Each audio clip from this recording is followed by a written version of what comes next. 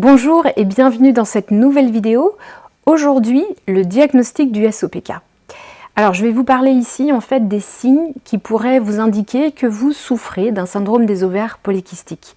Mais avant toute chose, je me présente, je m'appelle Uriel, je suis naturopathe et masseuse et je suis aussi spécialisée dans l'accompagnement des femmes et plus précisément dans l'accompagnement des troubles hormonaux féminins comme le SPM, le syndrome prémenstruel, l'endométriose et le SOPK, le syndrome des ovaires polykystiques.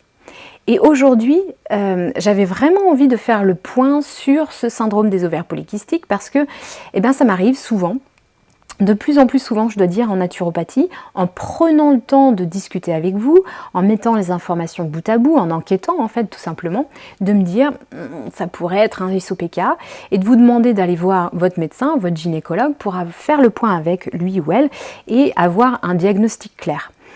Aujourd'hui, ça peut mettre encore jusqu'à 7 ans environ pour avoir un diagnostic de SOPK et pour plein de raisons. Et pourtant, c'est un syndrome qui touche une femme sur 10, donc c'est pas rien. Et il faut savoir que l'endométriose, elle touche aussi une femme sur 10. Heureusement, on commence à en parler un peu plus, mais bon, je pense qu'il est vraiment temps de parler plus du SOPK aujourd'hui. Pourquoi est-il encore si difficile d'avoir un diagnostic de SOPK? Il peut y avoir plusieurs raisons à cela. Alors déjà, la première, c'est que souvent, malheureusement, les signes sont masqués par la pilule. Et ouais, à la puberté, en fait, les dérèglements, ils apparaissent. En général, les règles sont irrégulières, c'est les premiers signes, et la pilule, elle est quasiment systématiquement proposée à la jeune fille qui a des règles irrégulières. Et donc, dans ces cas-là, la pilule, elle va mettre le cycle complètement en dormance, elle ne le régule pas du tout, puisqu'il est en pause, et ça peut cacher un SOPK. Et c'est seulement quand des années plus tard, quand elle arrête la pilule, qu'elle se rend compte qu'il y a vraiment un problème. Surtout que souvent, c'est dans le cadre d'un désir de grossesse, et il ne faut pas oublier que le SOPK est la première cause d'infertilité féminine. La deuxième raison qui peut expliquer que le diagnostic de syndrome des ovaires polykystiques soit si long, donc en moyenne 7 ans, je vous le disais, c'est que le SOPK, c'est pas une maladie en fait, c'est un syndrome, c'est-à-dire un ensemble de symptômes. Et que toutes les femmes n'ont pas les mêmes symptômes. Alors, bien sûr, on comprend mieux pourquoi le diagnostic peut être extrêmement compliqué à poser, tout simplement.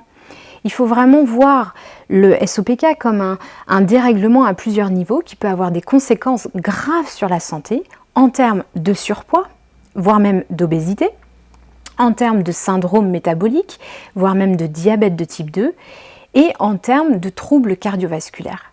Et ce qu'on sait moins, et qui est quand même très important à dire, je pense, c'est que les femmes qui sont atteintes de SOPK, elles ont plus de chances d'avoir des complications pendant la grossesse, c'est-à-dire des risques de fausses couches qui sont plus importants, plus élevés, des risques de diabète gestationnel, de prééclampsie.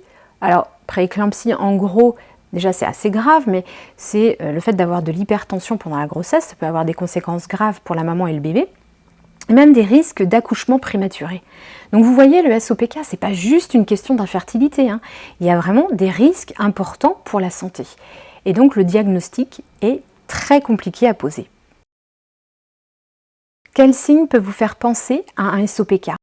Alors déjà, il y a les 3 critères de Rotterdam sur lesquels est souvent basé encore le diagnostic. C'est 1, la présence d'un ou 2 ovaires polykystiques, 2, les règles irrégulières, et 3, l'hyperandrogénie. Il faut officiellement avoir 2 des 3 critères pour être diagnostiqué SOPK. Bon, aujourd'hui quand même, il y a une partie de la communauté médicale, notamment les spécialistes de cette maladie, on va dire, qui s'entendent pour dire qu'il faut élargir les critères et voir vraiment ce syndrome comme un dérèglement multifactoriel. Donc, on peut faire une échographie endopelvienne pour en fait objectiver la présence d'ovaires polykystiques. Alors, je vous le dis tout de suite, ce ne sont pas des kystes qu'il y a au niveau des ovaires, ça c'est autre chose, mais ce sont des amas de follicules ovariens qui ne sont pas arrivés à maturation parce qu'il n'y a pas d'ovulation ou en tous les cas qu'il y a une dysovulation. Mais bon, dans certains cas, l'échographie, elle ne montre rien, ou en tous les cas, elle peut être aussi difficile à interpréter. Autre critère, les règles qui sont irrégulières, voire même qui sont absentes. Donc s'il n'y a pas d'ovulation, il n'y a pas de règles, sauf que dans certains cas, même si l'ovulation est de mauvaise qualité, il peut y avoir encore des règles, même avec un SOPK.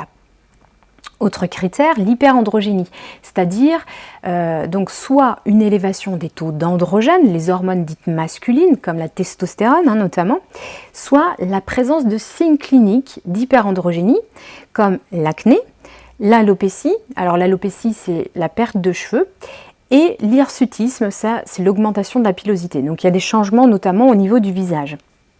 Mais dans certains cas, il peut y avoir un SOPK sans signe d'hyperandrogénie. Donc c'est vraiment important d'aller regarder les autres facteurs ou les autres signes de syndrome des ovaires polykystiques. Alors on pense par exemple à la prise de poids, voire même l'obésité qui résulte d'une résistance à l'insuline. On estime que dans 70% des cas, il y a résistance à l'insuline qui peut être validée par des marqueurs biologiques comme l'augmentation de la glycémie, l'augmentation de l'insuline, le test OMA qui est moins connu, qui évalue l'insulinorésistance, et le test Quickie, lui aussi moins connu, qui évalue la sensibilité à l'insuline. Attention, la résistance à l'insuline, elle peut aussi exister chez les femmes minces. Donc il y a aussi des femmes qui souffrent de SOPK qui sont tout à fait minces. Donc encore une fois, le critère du surpoids, il n'est pas le seul. Il est possible de faire également un dosage hormonal complet, les œstrogènes, la progestérone, dont l'équilibre il peut être modifié, la prolactine qui peut être un peu élevée, les hormones FSH et LH, dont le rapport il peut être tout simplement inversé, parce que normalement il y a un pic de LH avant l'ovulation, c'est même ce qui déclenche l'ovulation, et là justement ce pic il peut être complètement absent, il n'y a pas de pic, il est plat, et ce qui explique en partie l'absence d'ovulation.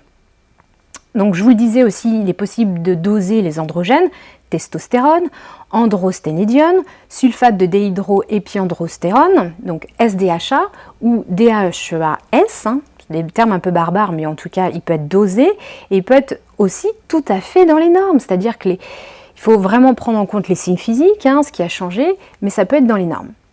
On peut doser également l'AMH, l'hormone antimullérienne, qui est en fait le reflet de la réserve ovarienne, parce qu'effectivement, chez une femme qui a des cycles anovulatoires, donc sans ovulation, la réserve folliculaire, elle peut être encore fournie, et donc l'AMH peut être encore élevée.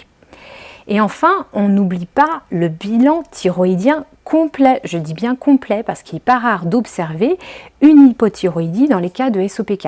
Dans une autre vidéo, je vous parlais justement du bilan de la thyroïde.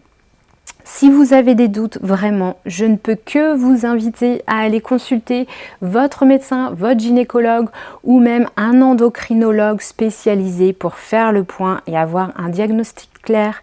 Merci et à bientôt pour une prochaine vidéo.